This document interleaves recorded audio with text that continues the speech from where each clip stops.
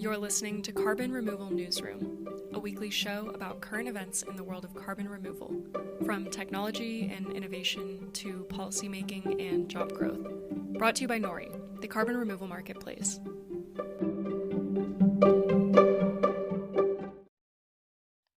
Welcome to the December 5th edition of Carbon Removal Newsroom. 2023 is coming to a close, and a lot has happened in the world of CDR this year.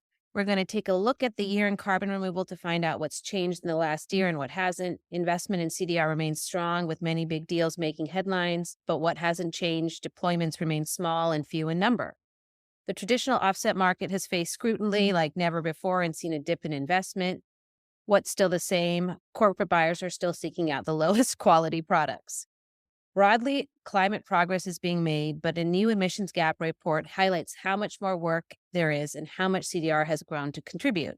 So today, with our usual business panel, I'm going to take a look at CDR, what's new in CDR and what's the same as it ever was. So welcome, Susan Su, who is a partner focused on climate investing at Toba Capital. She also serves as a board member at the Carbon Business Council and a board advisor to the Environmental Voter Project. Hi, Susan. Hello.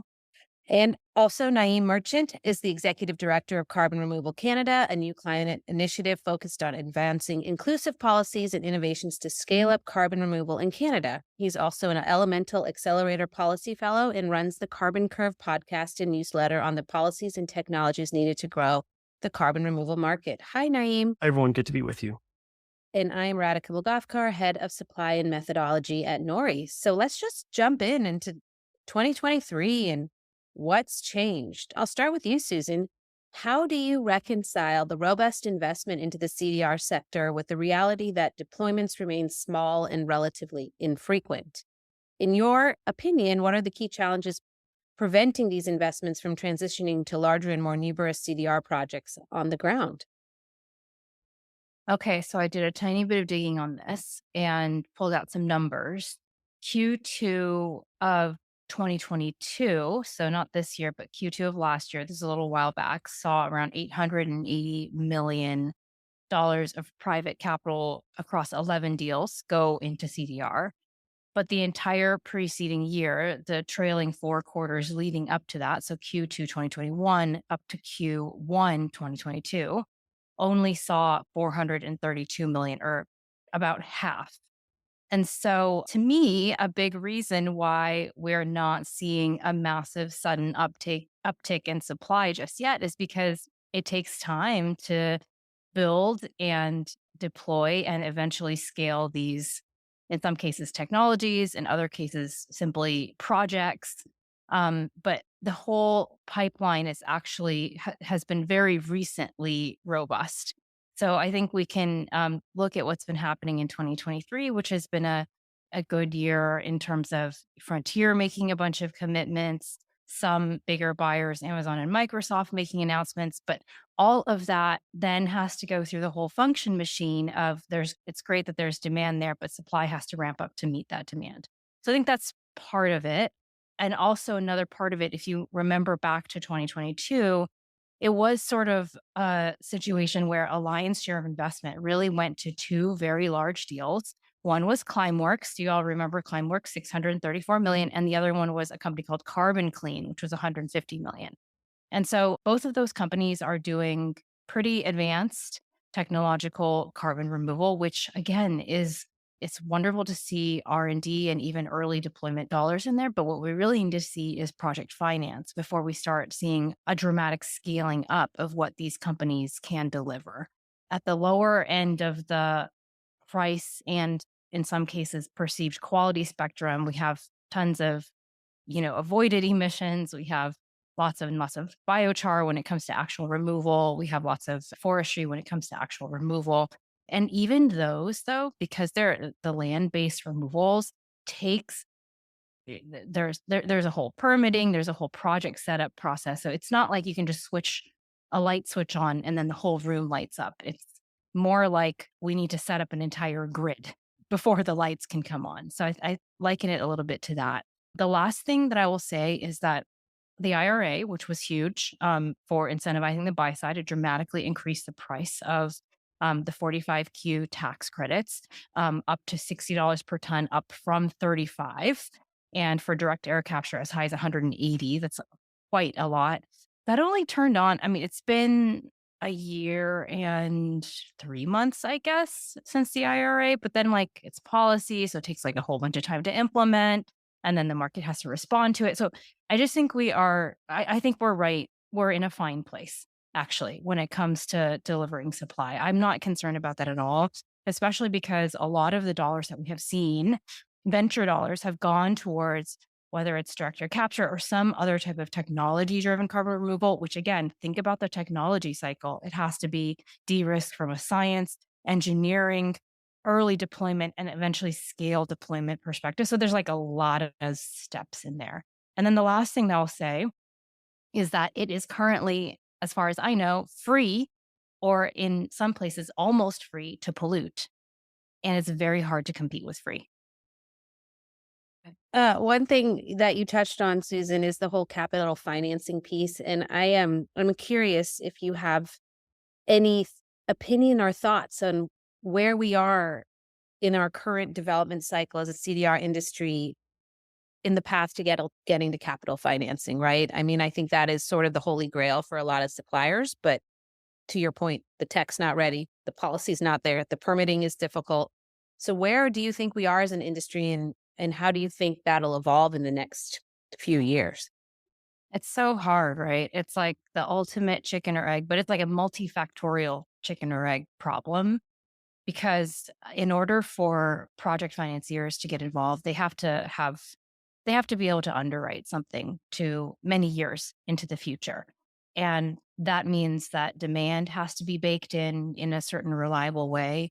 But also, and I feel like we are just like a broken record on this podcast in some ways, but here we are coming back to protocols and MRV. I mean, that's a really important piece of it. And so everything has to kind of co evolve, which I think it is. I think we are going the right direction. And there's just an enormous number of companies, investors, getting involved in CDR in one way, shape, or form. And it just takes a little bit more than a year for that all to percolate. But I do think, and I've said this on previous podcast episodes, but uncertainty is the enemy of liquidity. And liquidity is a friend to project finance.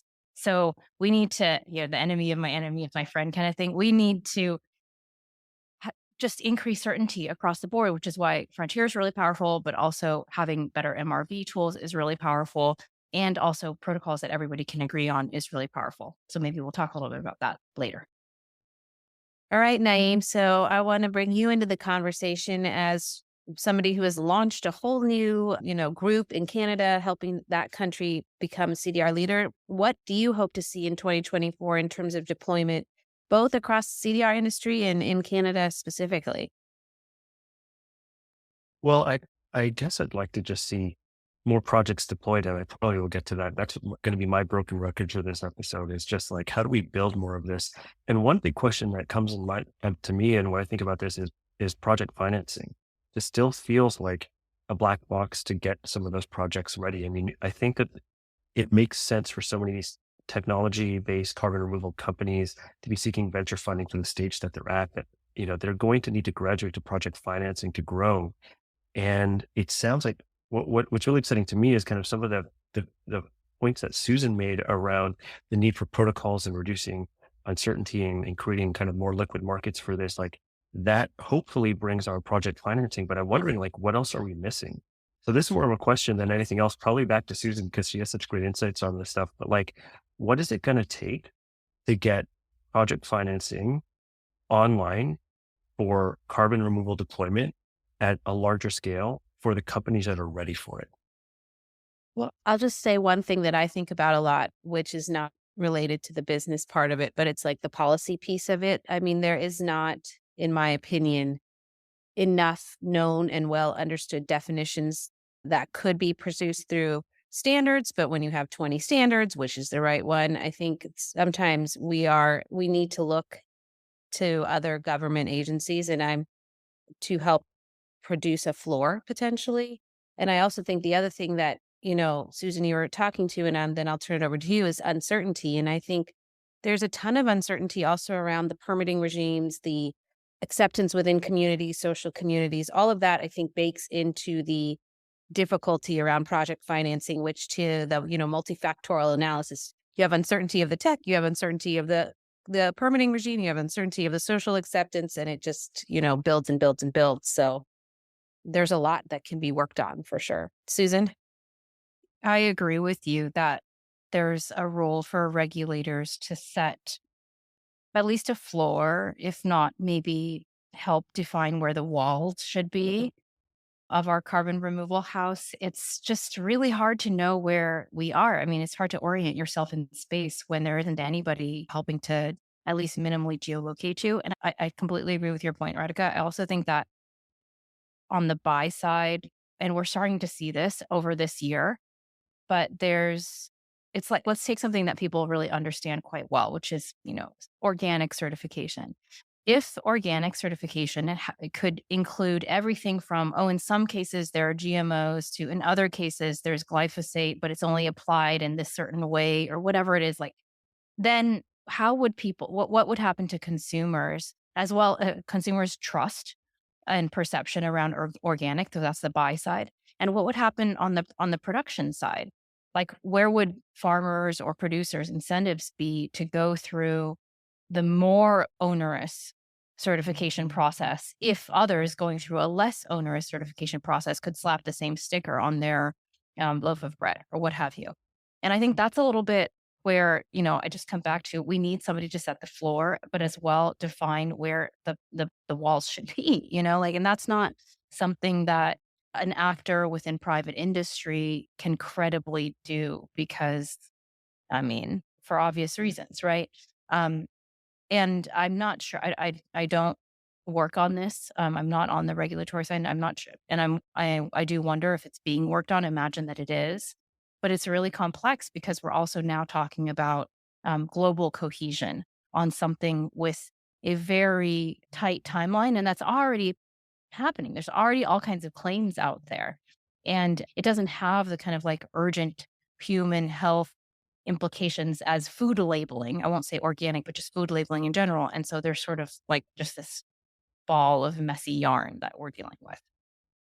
Yeah, I was just in DC 2 weeks ago talking to some of the regulatory folks, and some are super aware and some are less aware, and I think and the hard thing about CDR is the vastness of the industry and the various agencies it touches, all from, the CFTC all the way to the USDA, EPA, forestry. I mean, forestry's part of USDA, but you get my point. It is a difficult proposition and hurting cats a little bit on top of it's not their top priority, right? Because they've got budgets to pass and they've got wars in other parts of the world. And there's a lot going on there that they are all trying to keep track of.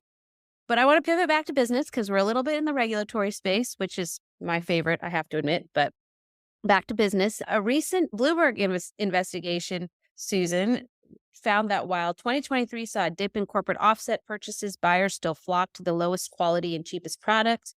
What drives this preference, despite the growing awareness and criticism of such practices?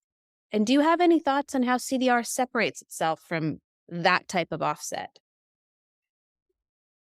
I mean, I think everybody knows what's driving the preference. It's that earnings, first of all, it's cost lines. And at the end of the day, there's no cost to criticism. There's no cost to growing awareness. There's really no cost to looking bad. If you look at the companies that are highlighted in the Bloomberg investigation, which I hope we include it in the show notes because everybody should read it. It's brief and it's so good and it names names. But if you look at the names that are named, most of those companies, if not all of them, operate in pretty much oligopolistic industries where standards and services offered are pretty regulated and are similar across providers. So, for example, airlines. Another example, telecom. Another example, there's at least one, if not two, cosmetics companies on there. But even that, because it touches humans, it's pretty regulated. And there are not infinite providers. Sure, there are if you're like buying what have you on Amazon or from a K beauty shop or whatnot. But when we're talking about the really big players, there are actually not that many of them. and they tend to own a huge share of the market. And so even if they are revealed, so to speak, to be greenwashing or it just kind of like doesn't matter because it is not ultimately what is going to hurt them. It's not right now top of mind for their consumers. None of us are going to stop flying on Delta because Delta was greenwashing. I'm not saying, I'm just saying Delta, for example, because it's a well known brand. I'm not saying Delta was actually, I think Delta was called out as one of the better brands in the Bloomberg report. But EasyJet or whatever airline, Air France, doesn't matter. Because if they offer the route that we need at the price that we need, we're going to do it. Even those of us in CDR, even those of us in climate tech.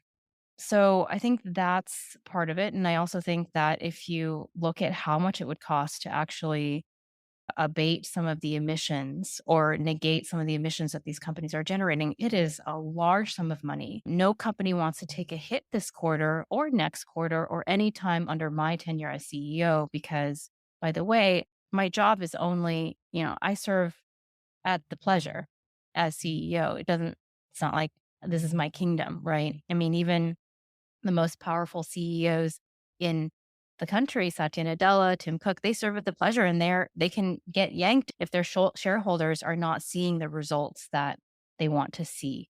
And so in boom times where there's a lot of spending and companies are generating a lot of extra profits, maybe we see a preference for higher quality, but that's not, for the most part, the times that we're in right now. So I do think there are a little bit of like macro factors, but I also think forever it's always going to come down to cost. And until we can get very, very high quality at equivalent cost to some of the lower quality avoided emissions stuff, then we're always going to be struggling with this problem. So Naeem, Susan took us from the low cost to the end where hopefully durable credits are also low cost. But what do you think the steps are in between to get us to start corporate behavior changing and also start driving the type of demand that will then help with the project finance and get the flywheel really moving? Yeah, I mean, that's a good question because the implications of this are that, you know, actors who are doing high quality carbon removal, long duration carbon removal are missing out on those funds, number one. Number two, that the climate impact of carbon credits that don't work is not that someone made a bad purchase and that sucks for them. It's that the pollution claims that they're claiming were negated didn't actually happen, right? So it's not just bad from a market and consumer point of view. It's actually really bad for the planet. And honestly, I don't know what we do about this because for me, I just want to throw the whole thing under the bus. Like the voluntary carbon market is just garbage and you should just move on. But can't wave a magic wand and make that happen. I think the examples of people doing this well, like Frontier and Shopify and Microsoft and like a handful of others that are being really thoughtful about this, is very much the exception. And I wish we could find a way to brand them as differently as possible and then just let the existing system around voluntary carbon offsets and just die. But I don't know what we do. I'm kind of at a total loss on what we do to switch corporate behavior, because as Susan rightly pointed out, the incentives are around earnings and you're accountable to your board around earnings, not whether the forestry project you supported went up in flames last year or something. Like no one's going to fire you for that. No, and so that's a system that we're working. And that's why I think it's really important and why I tend to like really go on and on about the importance of government and policy and setting out what good looks like, because the incentives are different. If the government is buying corporate carbon offsets with public money and those do go up in flames or those are proven to be not very reliable, like there are real consequences there. And so you have a buyer with the incentives to really drive demand for high quality carbon removal. And so that's why we really are big at Carbon Removal Canada, are really big proponents of, government-based procurement program or some things along those lines that really drive demand for carbon removal from the government, because I just don't have a lot of faith in private markets to figure this out, other than a handful of really good actors that are making really smart catalytic investments in voluntary carbon markets that are different than the dinosaur carbon markets that we know. Broadly speaking, we need the government to set a high bar that corporate actors need to match, but the government needs to set a high bar first. And so I've kind of just like given up on the existing kind of carbon markets that exist right now and focus my attention on and praising the actors that do, the right things around appropriate use of carbon removal, focusing mostly on emission cuts, focusing on long duration credits that are actually, verifiable, or or you know supporting more emerging carbon removal methods, but doing so with their eyes wide open around that and paying a higher cost for it. There's some good actors out there, but for the vast majority of actors around the voluntary carbon markets, it's just I try to ignore it now. I just don't know what to do, and I just focus on what can government do, what can we do around policy to design what good looks like, and maybe that's what's going to take to shift behavior. But as far as this Bloomberg investigation goes, there doesn't seem to be much of a change in corporate behavior around carbon markets. That's not the most uplifting answer, but I appreciate your honesty, Naeem. I don't think probably anyone on this call disagrees that some of these legacy VCMs and legacy actors could be reformed for sure. Well, what I'm hearing on this, when I hear people talk about it that have an interest in the voluntary carbon markets as they exist, is kind of like, oh, there were a few bad actors and some of those projects didn't really deserve the beating they got in the media or whatever the case is. And maybe that's true, but they're really trying to hold on to a model that's just not working. Like, this is just a systemic issue. We're thinking about avoidance-based carbon offsets and nature-based solutions the entirely wrong way. And we just need to move on from it. All right. So I have to ask you what you think of Amazon's recent announcement that they are purchasing or creating their own sort of branded, is it called Abacus? Have you heard of this? Where they're creating their own Abacus standard under the Vera protocol for afforestation and reforestation? No? Yeah, I don't know anything about that. I generally try to stay away from news on it. It makes me too upset, but I promise to be more uplifting for the rest of the call. There's a lot to be excited about looking ahead to 2024 and all of that, but this is just a subject that you just can't get me to have a positive take on. Hey, fair. I'm glad to get your honest opinion. So, all right, let's move on to something that, is positive in the sense that the UN Environment Programme's emission gap report was released, and it found that there actually has been progress since 2015 in reducing emissions, but this world is still far off track. So, Susan, kind of curious, what were your takeaways from this report and how it might impact VC and other types of funding? Well, the report it was very long, but it had a couple of big takeaways as far as I saw. One was that, of course, emissions are continuing to grow. And in recent years, a lot of that has actually been driven by coal, the growth of coal replacing gas, which is the opposite of what's supposed to be happening. Not that gas is our friend, but coal is really not our friend. And so even as renewables deployment, especially solar, has been increasing very rapidly, coal is just like so bad that if we continue to open coal plants, which we are doing all day long, every day, all year long in many places around the world, not just in emerging economies, but in many places around the world, then we are still going to be increasing our emissions. So that's number one, which is the coal problem and how Russia's war in Ukraine really contributed to that in many different ways by clamping down on methane gas, which, although it's still combustible, is obviously less bad than coal. The second thing was a special shout out for CDR. The report is now fully embracing and saying we need CDR, but kind of like the theme song of this podcast, is that we need better CDR and that we need to reduce the risks in order to increase certainty and all the things that we always say. So nothing super novel there, but it's great that they carved out a special shout out for CDR, which I think is important for getting kind of global stakeholder attention on these seemingly intractable problems. I share Naeem's sentiment, and I think we need more thinkers on it. We need this to be part of the conversation at every single climate discussion, as opposed to still debating whether or not CDR is worth debating. So that's good. I think that's a good thing, is that there's an inclusion and embrace of CDR, but also an acknowledgement of the risks that it still faces. Obviously, around how do we equitably manage all of that land use? How do we guarantee certainty and quality?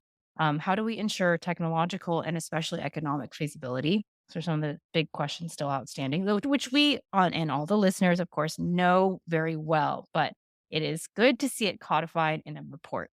And then finally, one takeaway that I thought was actually really interesting and very positive is that the report notes that meeting the basic energy needs of people living in poverty around the world, which is several billion people, would have an almost negligible or very limited impact on GHG emissions.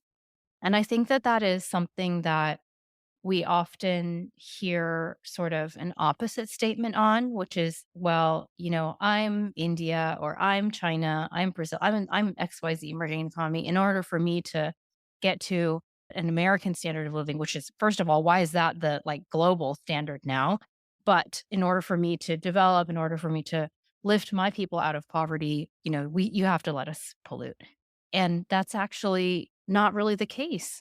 And that's really, really promising. There are so many ways that we can, nobody should be living in energy poverty. There's so many consequences socially, on health, on many other things that we don't need to discuss here. It should be very obvious, but we don't have to trade that off in order to maintain emissions equilibrium. And that's something that's very exciting. And that's not always the standard message that you hear out there. We often hear it posited as this zero sum situation, which it's not. All right, Naeem, last question for you in this sort of look back on 2023. As Susan mentioned, the report included evaluations of different types of CDR methodologies. What did you notice about the way they rated the different approaches? And did anything stand out in particular to you? Yeah, I really liked that report. I thought it was well done, and I shared it with our team because I think there was just a lot to dig into there. What I did really like is how they broke down the different CDR methods, and the former consultant in me loves the progress dots on each of the columns and the different colors and all of that. It was great on the kind of the evaluations of different methodologies. But I think what stood out to me was just that the performance metric that they used to talk about scalability and MRV and public perception against each of the different CDR methods wasn't in terms of, one method is good and one other method is bad, or one is high risk and one is low risk, but it framed performance in terms of progress, which is exactly how we need to be thinking about scaling CDR is where are there challenges to making progress, and how do we address those challenges against all of these different metrics for each of these different CDR methods, and how do we get then all of those different methods to green dots, or as close to green dots as possible. Some of them will never get all the way there, but it's great to kind of see this in terms of progress instead of kind of a judgment on what's better or worse or good or bad. And especially when we're talking about carbon removal methods with the potential to store CO2 for centuries or longer. We want to take a technology neutral approach to this and focus on, okay, we have a scorecard with all of these different metrics around readiness for scalability and cost and MRV and some of these other pieces. So I think that there's just a lot that we can learn from how they framed, the different approaches to CDR and how we get to better.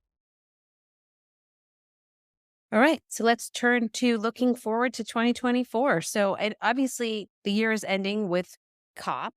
So let's start there. What are you both watching for, and do you anticipate there being announcements out of there that impact carbon removal, just generally speaking? So Naeem, I'll start with you, and then Susan, you're on.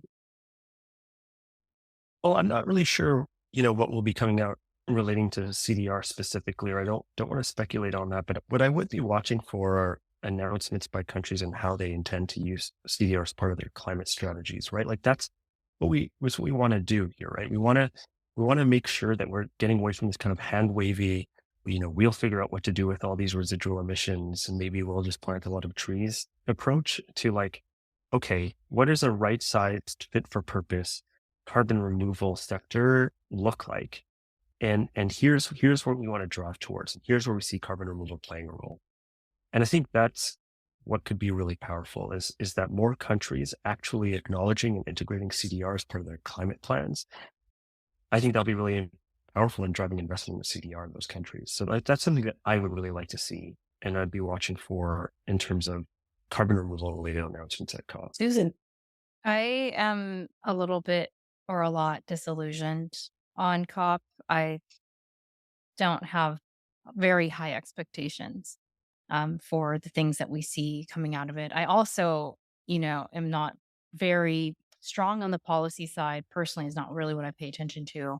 I think, if anything, I mean, this is not related to CDR, but I'm happy that the loss and damage fund is going to be a real thing because, if you'd had asked me last year, I'm very cynical about all these things. I'm extremely cynical about nations. I think they're similar to corporates where everybody's just trying to do the minimum possible to cover their butts, basically. And no one does anything altruistic, of course, because they're not incentivized to do so. And why would we do anything we're not incentivized to do? Um, and so I think it was a surprise to me that that actually became a thing. And so maybe as it relates to CDR, what I would say is it would be really interesting to see if there are, as Naeem mentioned, a little bit more specifically articulated pronouncements around how um, countries will, whether it's integrated into their plans or actually support it through infrastructure investment or invite it into their landscapes. I mean, I think there's a really big opportunity. We've talked previously on this podcast about, Kenya and other places trying to kind of remake themselves as carbon removal centers. And I think there's a great opportunity to do that and to earn a bunch of bonus points in the climate world if anybody cares about that. But it's a growing world, I'll say. So, that's what I would be watching for, but I'm not holding my breath. All right. Well, Susan, next question. I'll start with you. Is there anybody or any group's work you'd like to give a shout out to this year that relates to CDR? And then Naeem, you're on too. Well, I mean, I'm pretty biased. I think Naeem's been doing a really great job with Carbon Removal Canada. He did not need me to shout him out. He's already on the podcast and gets an intro and everything. But I also would maybe just mention the Carbon Business Council. And I'm, again, biased because I am a member of their board of directors, but they have just been, I mean, every time we have an update call or I check in with the team, it's like, they just execute. Like they've just been doing so many things and growing the membership and doing so many things for the members. And I think that's really exciting. It is incredible how much steam that has picked up. And I think as a canary in the coal mine, as a proxy for the broader industry, that is so exciting. If there's any, kind of indicator of where things are going in CDR, I think if an organization like the Carbon Business Council can kind of set up shop and get to the level where it's at now, I think over 100 member companies, a lot of activity on the policy front, that is just awesome. It gives me hope for where we're all headed. Naeem? If I had to give anyone a shout out specifically, the one that's top of mind for me was Heirloom with the 1,000 ton per year project that they launched. I mean, that's not an easy thing to do. And I think that there's just so much that we still need to learn about how well that process is going to work. But ultimately, like this is kind of what we need. We need projects of that scale in order to really understand like what works well, what's not working well. How do we get down the cost curve? We see kind of not a lot of carbon removal deployed out there, and then plans to build mega projects. But what we really need are projects in that scale or that range that can build on kind of previous iterations and take this kind of iterative growth approach that gets us to the scale we need to get to. And so that approach that Heirloom's been taking is really cool. I also just want to thank Susan for the kind words around Carbon Removal Canada, where we're just getting started here. But I would also just echo the great work by Carbon Business Council. Like they're whenever I meet with that team, I'm just so impressed by the energy and enthusiasm that they bring to the work and the vision to build this space out. I think they're just doing an awesome job in representing this space. All right. Final question of 2023 for you both, at least from this podcast. What, if anything, surprised you about 2023 in carbon removal, and what are you most looking forward to in 2024? I mean, I don't feel like anything really surprised me. I guess some important notable things were, there was a lot of money that came into the space and we had all these like bad news events. None of that is surprising. Like this just kind of comes with the territory. We're just evolving here. And I think over time, I'm not like Naeem. I'm not like I won't read the news because it's always bad news when it comes to carbon or like VC at voluntary carbon markets. I'm actually really interested. I think that like all of this is sort of like we're just like working our stuff out, like it's bubbling up and it's boiling off kind of. And so I'm not really surprised by that. I think it's to be expected. I'm always kind of pleasantly surprised actually at how much venture money continues to go into carbon removal because it's pretty far-fetched in some ways, especially if you could just plow that money into some sort of generative AI thing or some like back-end SaaS infrastructure or what have you. And so I always think that's like, I'm always pleasantly surprised by that. And what I'm really looking forward to for next year is actually some of these companies that we've talked about on this podcast that have raised money from all the VC funds that we know that have incredible founders that have been, doing these pre-seed and seed rounds.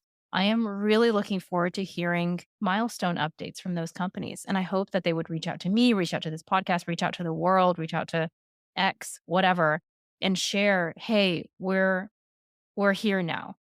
We were going to do this crazy thing and we're actually doing it. And we've removed, our first 1,000 tons, or we've removed our first, there's no amount too small, I think, actually. Or we've removed our first, 5,000 tons, maybe something crazy like that. That I'm really looking forward to on the early stage side, because we have heard of a lot of great things coming from, whether it's Climeworks, Heirloom, some of the bigger players.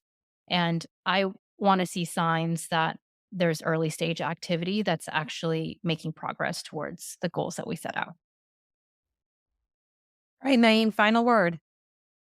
I absolutely love that. I think that's so true. In terms of just 2023 and the biggest surprise, I'll just say that for me, I think the DOE establishing a procurement price program that enables companies to compete, for the opportunity to sell carbon removal credits directly to the DOE is a pretty big deal.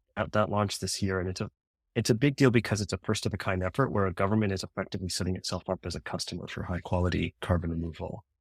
And that's impactful because it enables the government to set a high bar in terms of MRV and deployment standards, and they get to do it for, frankly, it's like a relatively small investment, right? So for me, like I look at something like that, and I think that's a very high leverage, high impact policy, and it's the type of policy that we definitely want to see other countries adopt, including Canada. And so I never thought I'd see something like that when I first started working in carbon removal. And so that's why I thought it was really, I mean, it's not exactly a procurement program. It's a procurement prize. And I understand there's some nuances around that, but it is a really big deal. I thought that was very cool. And when I first got into the space, never thought I would see that so quickly in terms of something that would happen around carbon removal policy.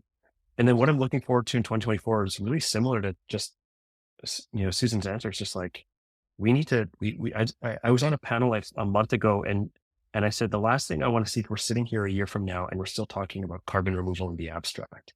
And I think that's kind of how I feel about what we want to do in 2024. I want to talk about carbon removal projects that are getting off the ground, that are meeting in early milestones, as Susan put it, or just becoming more real to people. When we talk to people in government about carbon removal, they're like, where can I go look at is there a, in my jurisdiction, is there a plant I can see or go and visit? Or they're really excited about it. They think it's really interesting, but we got to stop talking about it in the abstract and start getting some of this stuff off the ground. And that's why I talk about Heirloom being a company I want to shout out, because they're getting it done.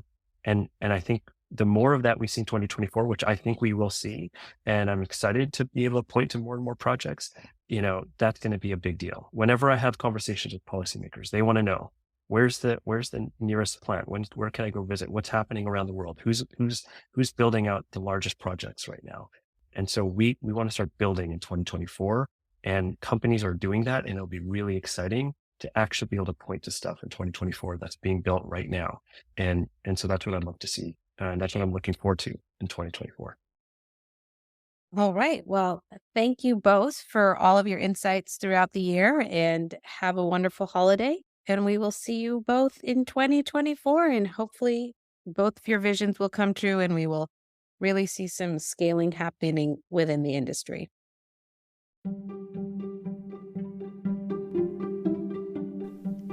Thanks so much for listening to Carbon Removal Newsroom. If you like the show, the best way you can help us is by giving us a great rating and review in Apple Podcasts, following the show on Spotify, and by sharing the show on social media. Tell your friends and help us spread the word about what's happening in the world of carbon removal.